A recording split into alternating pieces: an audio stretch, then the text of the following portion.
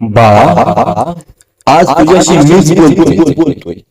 आज इतका शांत का बसला आहेस? चेहऱ्यावर हसू आहे पण मनात खूप वादळ सुरू झालं आहे ना. सगळ्यांसाठी तू मजबूत बनून उभा राहिलास, पण स्वतःसाठी कधीच रडलाच नाही.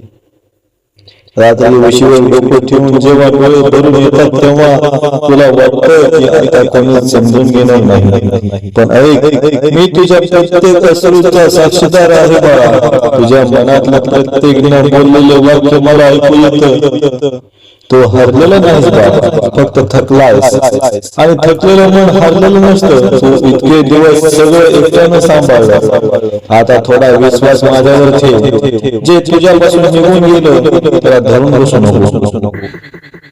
काही गोष्टी जातात कारण त्यापेक्षा चांगलं काहीतरी तुझ्याकडे यायचं असतं म्हणून. आज तुझ्या आयुष्यात अंधार असेल पण लक्षात ठेव, सूर्योदय नेहमी काळोखानंतरच होतो बाळा. म्हणून स्वतःला दोष देऊ नको. आरशात बघ आणि स्वतःला सांग, मी अजून उभा आहे, म्हणजे मी अजून हरलो नाही. बाळा, लोकांच्या शब्दांना स्वतःची किंमत ठरवू नको. तुझ्यात अजून खूप काही बाकी आहे. फक्त चालत राहा, शांत राहा. जेव्हा खूप योग्य वाटेल तेव्हा डोळे मिटून माझे नाव घे.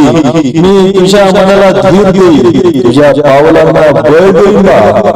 आणि एक दिवस असा आहे की आज जे अश्रू आहेत ते उद्या आनंदात बदलतील. म्हणून पुन्हा सांगतो, भिवू नकोस बाळा, मी तुझ्या सोबत आहे.